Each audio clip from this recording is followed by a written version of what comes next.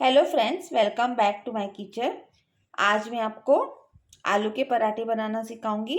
उसके लिए मैंने 1.5 कप गेहूं का आटा लिया है। उसमें मैंने 1/4 टीस्पून नमक डाला हुआ है और 1 टेबलस्पून तेल डाला है।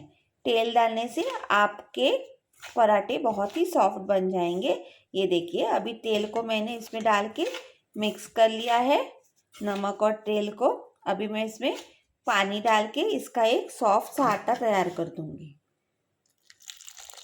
ये देखिए, आप थोड़ा थोड़ा करके पानी ऐड कर दीजिएगा, एक ही साथ नहीं ऐड करिएगा, वरना आपके आटा बहुत ही चिकट हो सकता है। ये देखिए, अभी मैं आपको पूरा आटा गूंद के दिखाती हूँ।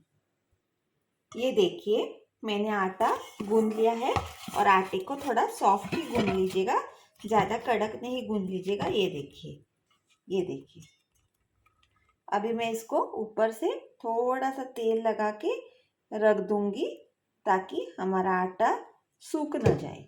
ये देखिए, इसको थोड़ा सा ऊपर से ऐसे, जैसे पिज़्ज़ा के लिए हम लोग लगाते हैं ना तेल, वैसे आप लोग तेल लगा के आप आटे को रख दीजिए। ये देखिए, ताकि हमारा आटा सूख ना जाए। ओके, इसको ढक के रख देते हैं। तब तक हम लोग हमारी स्टफिंग की तैयारी कर लेते हैं। ये देखिए फ्रेंड्स, मैंने 3 पोटैटोज लिए हैं। मैंने 2 टेबलस्पून कैरेट लिया है ग्रेट करके।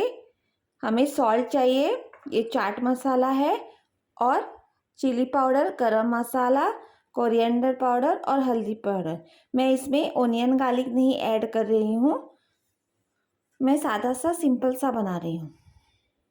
अभी हम लोग ये पोटैटोज़ को मैश करके ले लेंगे। आप लोग ग्रेटर से भी ग्रेट भी कर सकते हैं। ये देखिए, अच्छे से 3-4 सीटी निकाल के बॉईल करेंगे ना आप लोग, तो वो अच्छे से मैश हो जाते हैं। थोड़ा खड़ा रह गया तो भी कुछ प्रॉब्लम नहीं है। ये देखिए, ऐसे नकल्स के साथ इसको आप मैश कर दीजिएगा। ये देखिए, ये देखिए, अच्छे से मैश हो जाते हैं। ये देखिए, ये नकल्स रहते हैं ना, इससे प्रेस करेंगे और बाद में ऐसे दबा देंगे ना तो पूरे मैश हो जाएंगे। ये देखिए,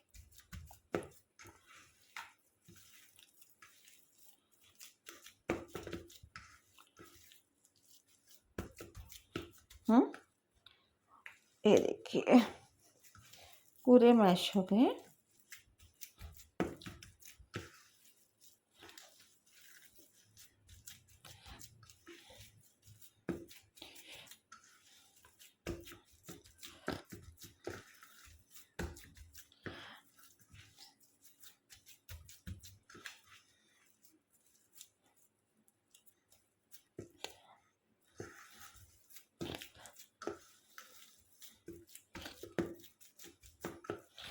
ये देखिए, अच्छे से मैश हो गए मेरे आलू।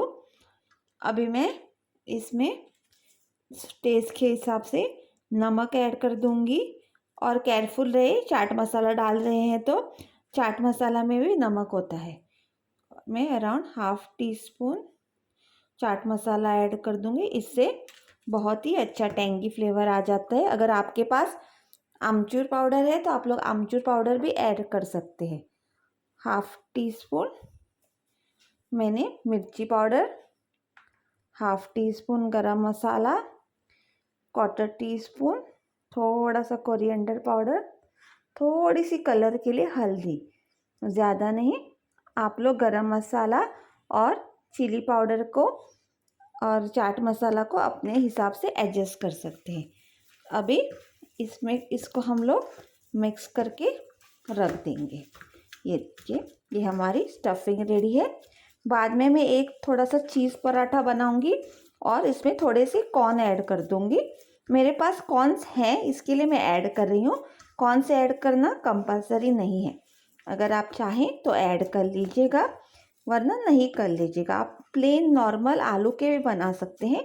मेरे पास कैरेट था और बच्चे ऐसे, अगर आप लोग वेजिटेबल्स देंगे तो खाते भी नहीं है, तो ये एक अच्छा तरीका रहता है सब वेजिटेबल्स पराठे में स्टफ़ करके बच्चों को खिलाने का। ये देखिए, अभी ये हमारा मिक्सचर रेडी है। बाद में मैं आपको इसको स्टफ़ करके अंदर दिखा दूँगी।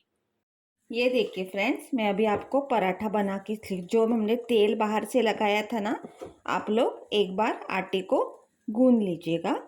अभी इसका बॉल बना दीजिएगा और इसको सूखे आटे में डाल के इसको थोड़ा सा रोल कीजिए। ऐसे सूखा आटा लगा दीजिएगा, नहीं तो वो चिकट जाएगा। ये देखिए, हमने इसको रोल कर दिया सूखे आटे में। अभी आलू का मिक्सचर ले लीजिएगा, आपको जितना भरना है उतना। ये देखिए, और मुझे उसमें थोड़ा सा चीज़ ऐड करना है। आप लोग प्रोसेस चीज़ भी ऐड कर सकते हैं।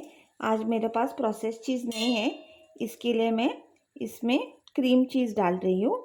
आप ऐसा होल बना के उसको क्रीम चीज़ को बीच में डाल दीजिएगा, नहीं तो वो चिकट होके बाद में छूट जाएगा। आप लोग ऐसे इसको बंद कीजिए अच्छे से। ये देखिए, अच्छे से बंद कीजिएगा ऐसे। और एक्स्ट्रा आटा ज़्यादा हो तो आप लोग एक्स्ट्रा आटा को ऐसे निकाल सकते हैं। आपको जितना बड़ा बनाना है पराठे को, आप उतना बना सकते हैं।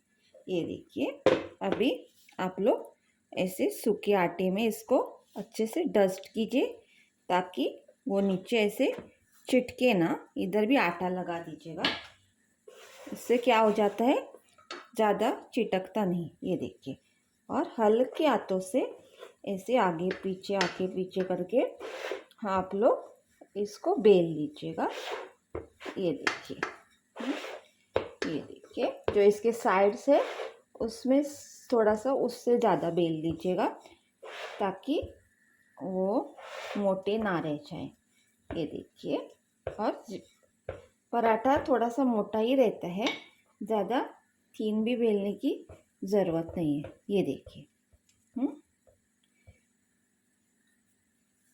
थोड़ा सा अगर चिटक गया तो डरिएगा नहीं, आप लोग इसको ऐसे चिटका के भी कुक कर सकते हैं। ये फ्रेंड्स, मैंने तवा ऑलरेडी गरम करके रख दिया है। अभी मैं जो पराठा बेला है ना, वो इसके ऊपर डाल दूंगी और इसे अच्छे से सेक लूंगी।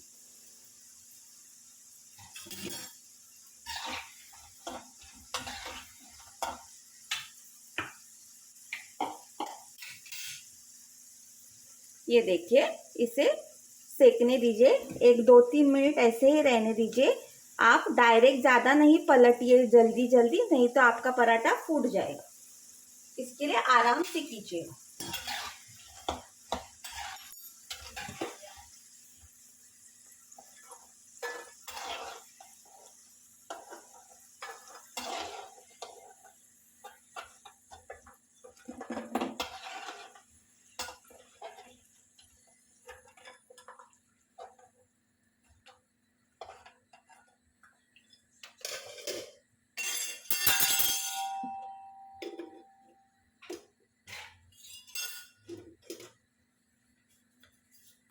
ये देखिए, अभी मैं थोड़ा सा ये फूल गया है, इसको दूसरी साइड में टर्न कर दूंगी। ये देखिए, आप लोग जल्दी जल्दी नहीं कीजिएगा, वरना आपका वो फूट सकता है।